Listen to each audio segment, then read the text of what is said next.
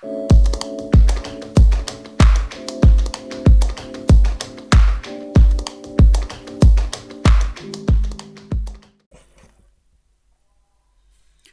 वालेकुम स्टूडेंट्स। आज the molecules of animals हमारा टॉपिक है।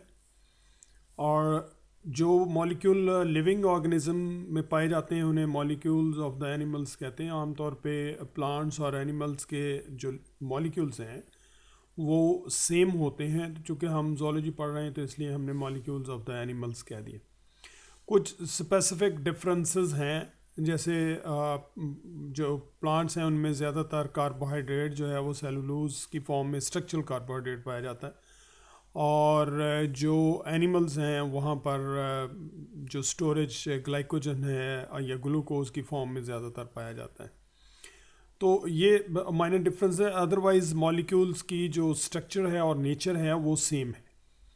So, the molecules present in the animals are called organic molecules, and the important groups of organic molecules in animals include carbohydrates, lipids, proteins, nucleotides, and nucleic acids.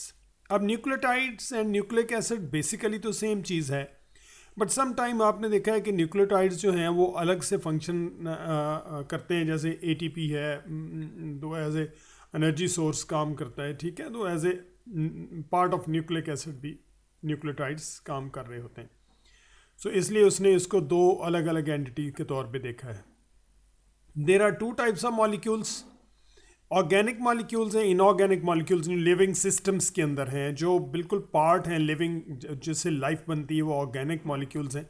और जो उसको supporting some time molecules होते हैं वो inorganic molecule भी support करते हैं। जैसे आपको पता है कि बहुत सारी मिनरल्स हम लेते हैं, बहुत सारे ऐसे मॉलिक्यूल्स हैं which are not actually the part of living being, but वो एज ए डाइट हम लेते हैं जो हमें हमारी सपोर्ट के लिए इम्पॉर्टेंट है। So they contain carbon atoms. Organic molecules हम उनको कहेंगे जिनके अंदर कार्बन एटम्स, ठीक है। और inorganic molecules they lack carbon atoms. A few simple molecule containing carbon are inorganic. It's example is carbon dioxide. Carbon dioxide के अंदर आप देखेंगे कार्बन तो है, लेकिन ये इनऑर्गेनिक है, इसलिए कि directly it's not a part of building block of organisms.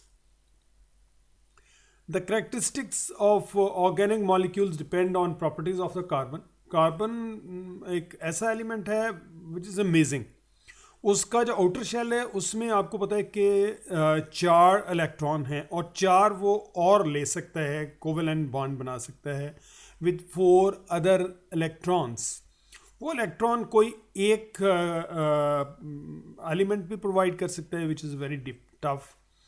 तो नॉर्मली सपोज अगर हाइड्रोजन है तो हाइड्रोजन के अंदर एक इलेक्ट्रॉन है आउटर शेल के अंदर, तो उसमें 4 हाइड्रोजन उसके साथ अटैच हो सकते हैं एक कार्बन के साथ। सो 4 कोवेलेंट बॉन्ड बन सकते हैं। अगर कोई ऐसा एलिमेंट है जिसमें 2 डबल बॉन्ड बनता है तो वहाँ पर 2 जो एलिमेंट्स के एटम्स हैं वो मिल सकते हैं। जैसे CO2 है तो वहाँ पर 2 ऑक्सीजन मिल रहे हैं, और ऑक्सीजन में चूँकि 2 इलेक्ट्रॉन डेफिशिएंट होता है तो वो 2 शेयर वो करता है, 2 दूसरा ऑक्सीजन करता है, तो कार्बन के भी पूरे हो जाते हैं शेल और ऑक्सीजन के पूरे हो जाते हैं। ये वैलेंसी जब आप बैलेंस करते थे तो आप इसको बहुत अच्छी तरीके से जानते हैं, केमिस्ट्री में आपने इसको बहुत डिटेल के अंदर पढ़ा है। क्विकली मैं जंप करता हूँ। ये देखिए, ये कार्बन, एक कार्बन है, ठीक है। तो ये कार्बन जो है, चूँकि आगे जब हम डिस्क्रिप्शन पढ़ने वाले हैं वो ये आगे आके हम जब कार्बोहाइड्रेट पढ़ेंगे तो तब भी देखेंगे, लेकिन जो हम डिस्क्रिप्शन देखने वाले हैं उसमें आप देखेंगे कि ये जो स्केलेटन ऑफ कार्बन है ये बहुत इंपॉर्टेंट है। अब ये कार्बन मॉलिक्यूल है, एटम है, तो इस एटम में आप देखें ये 4 कोवेलेंट बॉन्ड बना रहा है। एक ये इधर हाइड्रोजन के साथ बना रहा है, ठीक है, और एक ऑक्सीजन के साथ बना रहा है, ठीक है, ऑक्सीजन OH। और इस तरफ आप देखिए कि जो हाइड्रोजन है, ये जो ऑक्सीजन है, ऑक्सीजन 2 बेसिकली क्या है, ये 2 इलेक्ट्रॉन डेफिशिएंट है। अब इसका एक इलेक्ट्रॉन तो कार्बन से सेटिस्फाई हो जाता है और एक हाइड्रोजन सेटिस्फाई कर देता है, तो टोटल 2 वैलेंसी थी, इसकी 2 पूरी हो जाती है। कार्बन से एक ले लेता है, ये एक हाइड्रोजन के साथ जब ये शेयर करता है तो एक कोवेलेंट बॉन्ड बन जाता है, ठीक है। यहाँ अब हाइड्रोजन में भी 2 हो गए और यहाँ एक और ऐड हो गया, एक ऑक्सीजन से आया था, एक यहाँ से ऐड हो गया। Same is the case with, आप यहाँ देखें कि एक हाइड्रोजन ने इलेक्ट्रॉन शेयर किया है और एक जो है वो ये कार्बन की तरफ से शेयर हुआ है। वो covalent bond is the sharing of the electron, और यहाँ पर कार्बन ने एक शेयर कर लिया, तो एक कार्बन, अब इसकी जो वैलेंसी है, यहाँ से एक इलेक्ट्रॉन आया ऑक्सीजन की तरफ से, इस कार्बन से आया, इस हाइड्रोजन से आया, इस हाइड्रोजन से। अब इसके आउटर शेल के अंदर कितने हो गए? 8 इलेक्ट्रॉन, और जिनके साथ इन्होंने बॉन्ड बनाया है उनके साथ इसने एक एक इलेक्ट्रॉन शेयर किया है, तो वहाँ पर उनकी भी जो वैलेंसी है वो सेटिस्फाई हो गई है। अब देखिए इस तरह से चेन बनती जाती है, कार्बन कार्बन बॉन्ड भी बनते जाते हैं, और कार्बन कार्बन बॉन्ड जो है वो ये डबल, अगर ये कार्बन कार्बन 2 इलेक्ट्रॉन शेयर कर लें डबल बॉन्ड हो जाएगा, 3 शेयर कर लें तो ये ट्रिपल बॉन्ड हो जाएगा। और ये इस कार्बन के अंदर अमेजिंग कैपेसिटी है कि वो बेशुमार बॉन्ड्स बना सकता है, और जब ये कंटिन्यूसली बॉन्ड बनते जाते हैं तो ये एक स्केलेटन बन जाता है, इसको हम कार्बन स्केलेटन कहते हैं, ठीक है। तो ये कार्बन स्केलेटन जो है ये बेसिकली बिल्डिंग ब्लॉक है लिविंग ऑर्गेनिज्म का। This is the base of life, आप समझें कि ये स्केलेटन ऑफ लाइफ है, इसके बगैर लिविंग ऑर्गेनिज्म की बॉडी का जो तस्वर ही नहीं किया जा सकता। तो ये बेसिकली ये प्रॉपर्टी है कार्बन की, जिस वजह से ये इतना इम्पॉर्टेंट है। सो इसमें ये कार्बन की प्रॉपर्टीज हमने पढ़ी। उसके बाद हाइड्रोकार्बन्स क्या होते हैं? हाइड्रोकार्बन्स होते हैं the organic molecules containing only carbon and hydrogen are called hydrocarbon. Hydrocarbons are the most important molecules in the living organism, and mostly they have their carbon bonded in a linear fashion. Linear fashion का मतलब ये होता है कि आप देखें ये linear fashion में है, और इसमें ब्रांचेस भी बन सकती हैं समटाइम। ये कार्बन अगर इसकी ब्रांच इस तरफ को बनना शुरू हो जाए और इस तरफ को बनना शुरू हो जाए, या आगे हम देखेंगे ब्रांचिंग इस तरह से, मोस्ट ऑफ द टाइम ये लीनियर स्ट्रक्चर्स के अंदर होते हैं। और उसके बाद फिर आप देखें कि इसमें hydrocarbons form framework of organic molecules. Organic molecules का जो बेसिक फ्रेमवर्क है या उनका स्केलेटन है वो हाइड्रोकार्बन्स बनाते हैं। उसके साथ उनके साथ जो हाइड्रोकार्बन का स्केलेटन है या उनका बेस है, उसके साथ कुछ ग्रुप लगे होते हैं, कुछ दूसरे मॉलिक्यूल लगे होते हैं दूसरे एलिमेंट्स के। वो बेसिकली आप देखें जो मेन स्ट्रक्चर है वो तो सेम है हाइड्रोकार्बन का, कार्बन है हाइड्रोजन है, कार्बन है हाइड्रोजन है, और स्ट्रक्चर और फंक्शन तकरीबन एक जैसे ही होंगे। मोनोटनी होगी किसी भी लिविंग मॉलिक्यूल के अंदर, ठीक है, उसमें मोनोटनी होगी। अब जैसे हमने यहाँ देखा था तो बिल्कुल मोनोटनी है। इसमें अगर ये ऑक्सीजन ना हो तो carbon hydrogen carbon hydrogen carbon hydrogen. यहाँ पर जो इस मॉलिक्यूल को करेक्टरिस्टिक दे रहा है वो ये ऑक्सीजन दे रहा है, ठीक है ना, ये ग्रुप जो है ये दे रहा है। यहाँ भी ये ग्रुप जो है OH ग्रुप जो है ये दे रहा है, यहाँ ये इसको करेक्टरिस्टिक दे रहा है। तो बेसिक जो स्केलेटन है वो तो सेम ही होता है, ठीक है। अब जो डिफरेंस आता है वो डिफरेंस बेसिकली उन फंक्शनल ग्रुप्स की वजह से होता है जो which are other than carbon and hydrogen. और ये फंक्शनल ग्रुप, इनको हम फंक्शनल ग्रुप इसीलिए कह देते हैं कि ये बेसिकली रिएक्टिव ग्रुप्स होते हैं, ठीक है। ये बेसिकली रिएक्टिव ग्रुप्स होते हैं, और ये वो ग्रुप हैं जो किसी भी मॉलिक्यूल की प्रॉपर्टीज और कैरेक्टरिस्टिक को डिटरमिन करते हैं। समझ गए ना बात को? अब इसमें कुछ हाइड्रोक्सिल ग्रुप है, OH लगा हो तो उसको हाइड्रोक्सिल ग्रुप कहते हैं, मिथाइल ग्रुप कहते हैं। ये बहुत सिंपल है, जैसे आपने देखा है मीथेन है, ईथेन है, ये मिथाइल ग्रुप साथ लगा हुआ हो तो ये करेक्टरिस्टिक बिल्कुल अलग होंगे। कार्बोक्सिल ग्रुप है, ठीक है, कार्बन के साथ एक ऑक्सीजन लगा हुआ है और एक OH ग्रुप लगा हुआ है। और ये फॉस्फेट ग्रुप है। देखिए यहाँ 4 जो है वो फॉस्फेट के साथ ये 4 ऑक्सीजन है, और ये ऑक्सीजन जो है ये जब साथ अटैच होता है विद द हाइड्रोकार्बन तो आप न्यूक्लियोटाइड की स्ट्रक्चर आपके जहन के अंदर होगी। अमाइनो ग्रुप है NH2, ये जब कार्बन स्केलेटन के साथ अटैच होता है तो आपने देखा है कि अमोनिया बनता है और so many other thing, urea है, ये सब हाइड्रोकार्बन्स की स्ट्रक्चर को चेंज कर देता है। कार्बोनाइल ग्रुप है, ठीक है, और सल्फ हाइड्रल ग्रुप है, ठीक है, सल्फर ग्रुप इसको आप कह सकते हैं, और इसमें हाइड्रोजन है और सल्फर है। एल्डिहाइड ग्रुप है, ठीक है, और डाइसल्फाइड ग्रुप है। सल्फर सल्फर बॉन्ड्स बनते हैं और ये अटैच होते हैं विद द हाइड्रोकार्बन स्केलेटन, और वो ये ग्रुप जो है ये अमीनो एसिड के अंदर आमतौर पे ये स्ट्रक्चर जो है या ये फंक्शनल ग्रुप पाया जाता है। तो डिफरेंट हमारे पास जो स्ट्रक्चर, हमारे पास प्रोटीन्स हैं, हमारे पास न्यूक्लिक एसिड है, हमारे पास कार्बोहाइड्रेट्स हैं, हमारे पास लिपिड्स हैं। तो बेसिक आप देखेंगे उनका स्केलेटन जो है वो हाइड्रोकार्बन से बना होता है। उसके साथ जब मुख्तलिफ फंक्शनल ग्रुप अटैच होते हैं तो जो मॉलिक्यूल हैं या जो कंपाउंड्स हैं उनके करैक्टरिस्टिक्स जो हैं वो चेंज हो जाते हैं। सो जो फर्स्ट मेजर मॉलिक्यूल है हमारे पास वो कार्बोहाइड्रेट्स, ठीक है। Stored energy and structural support, दो काम करते हैं, एनर्जी स्टोर करते हैं और बॉडीज़ को स्ट्रक्चर देते हैं। ख़ास तौर पे प्लांट के अंदर तो आपने देखा है कि कम्प्लीटली जो स्ट्रक्चर है प्लांट्स की वो कार्बोहाइड्रेट से बनी है, जो सेलुलोज से बनी है। So polyhydroxy aldehyde ketones are called carbohydrates. ये एल्डिहाइड ग्रुप है और इसमें अगर एक और ऑक्सीजन यहाँ डबल बॉन्ड लग जाए तो ये कीटो ग्रुप हो जाएगा, और इसके साथ फिर ये हाइड्रोजन निकल के तो यहाँ पर कार्बन ऐड हो जाएगा, तो इसको कीटोन ग्रुप कहते हैं। इनको हम कार्बोहाइड्रेट कहते हैं। Carbohydrates are major source of energy for animals and most animal cells have chemical machinery. It breaks down the energy rich carbon hydrogen bonds. Simple carbohydrates, for example, monosaccharides, are composed of atoms of carbon, hydrogen and oxygen. इनको monosaccharides कहते हैं, ठीक है। And carbohydrates are classified according to their molecular structure. इसमें first one are the monosaccharides. These are the simplest type with short carbon chains are monosaccharides.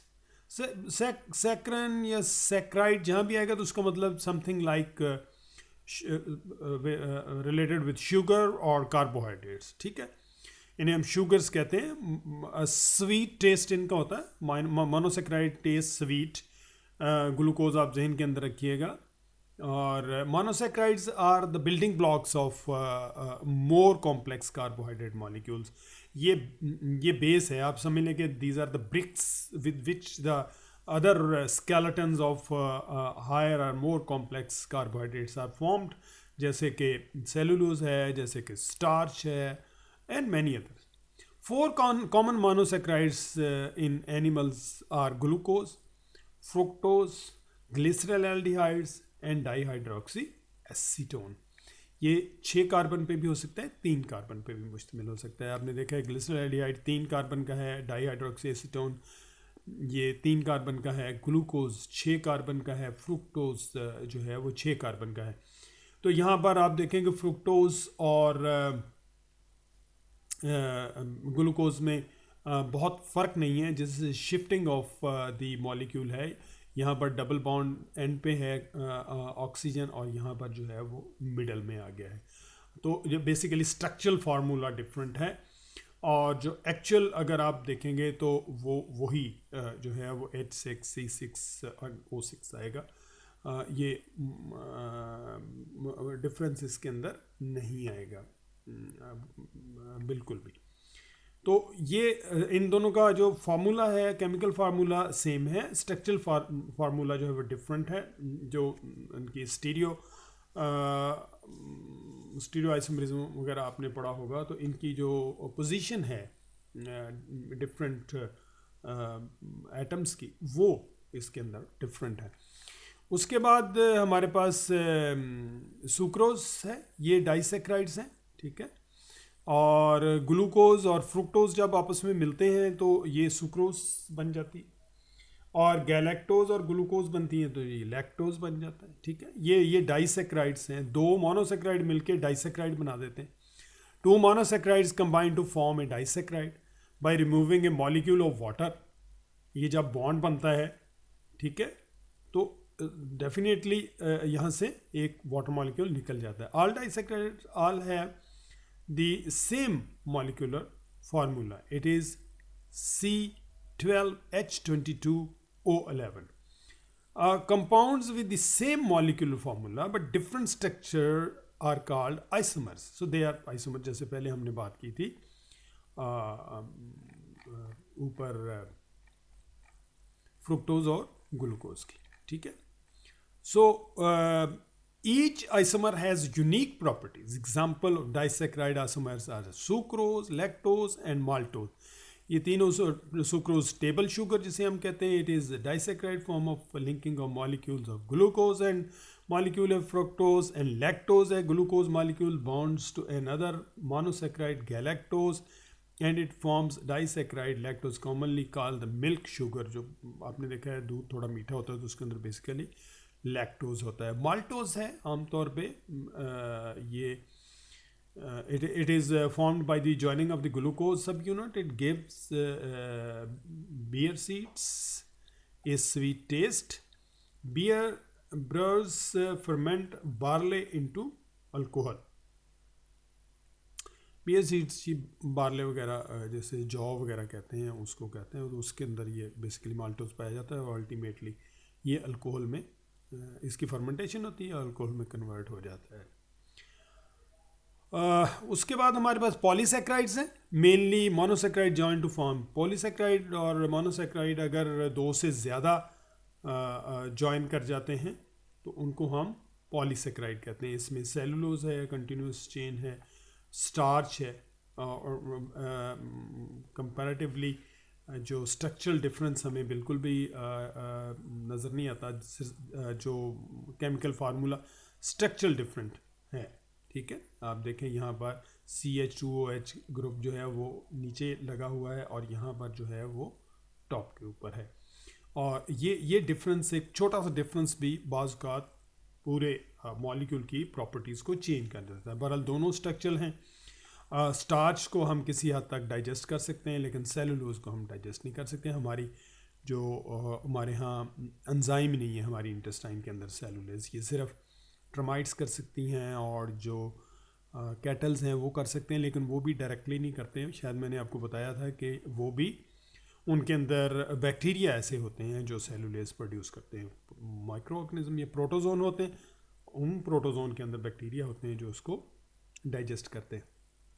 Glycogen is major storage compound in animals. हमारी body के अंदर जो sugar store होती है वो glycogen की form में होती है, and the number of glucose unit within the glycogen molecule varies. Thus it is symbolized by the formula C6H10 and O5. N का मतलब होता है इसका मल्टीपल आई है, ठीक है ना, मल्टीपल। ये इतना हो सकता है, ये मल्टीपल हो सकता है। तो ये अगर इसको हम मल्टीपल करें तो हम कहेंगे कि ये C12 हो सकता है, H20 और O10 ये ऐसा भी हो सकता है। इसको आप जैसे जैसे मल्टीप्लाई करते हैं, N is equal to the number of glucose units in the molecule.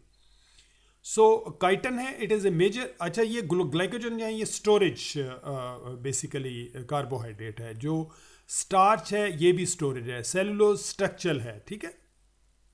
Chiton is a major component of exoskeleton of insect and crustaceans. जो एक्सोस्केलेटन बना होता है बीटल्स वगैरह के ऊपर, हार्ड कवरिंग है, उनके विंग्स हैं, पर बने हुए हैं। एक्सोस्केलेटन जो उनकी बॉडी को शेप देता है इंसेक्ट की, वो ज़्यादातर, और क्रस्टेशिया ये लॉबस्टर और क्रेफिश वगैरह को आप कहते हैं, झींगे मछलियाँ जिन्हें आप कहते हैं, तो उनका जो स्ट्रक्चर है वो भी काइटन से बना होता है। और वो काइटन, अच्छा आप लोगों को अभी बता दूंगा, एक काइटन होता है, एक कैरेटिन होता है। काइटन जो है ये बुनियादी तौर पे कार्बोहाइड्रेट है, जिससे जो एक्सोस्केलेटन है आमतौर पे इंसेक्ट का या क्रस्टेशियन का बना हुआ है।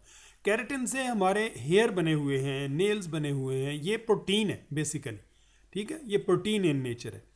अच्छा, इसके बाद स्टार्च है, बेसिकली स्टोरेज फॉर्म कार्बोहाइड्रेट है प्लांट्स के अंदर, और उसको हम खाते हैं जैसे आटा जैसे आप है हमारा, और सीरियल जितनी है उसके अंदर मोस्टली स्टार्च होती है जो कार्बोहाइड्रेट है।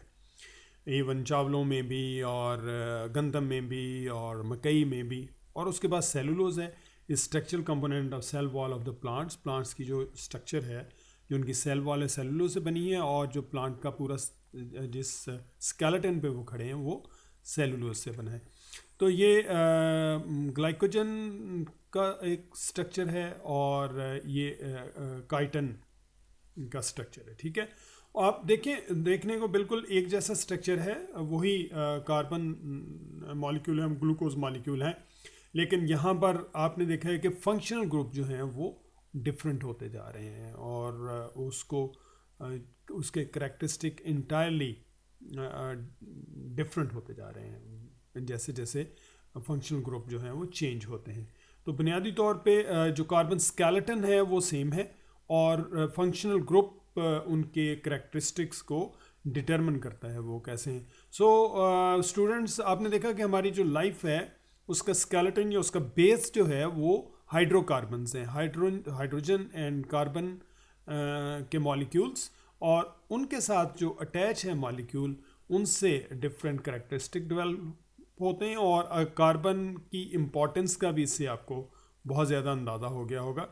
इसी को ज़हन के अंदर रखते हुए आपने इसको पढ़ना है और इसको विजुलाइज करना है चीज़ों को, और कॉन्सेप्ट को क्लियर करना है, और आपस में डिस्कशन भी करनी है, और क्वेश्चन जो हो तो वो ज़रूर पुट कीजिएगा।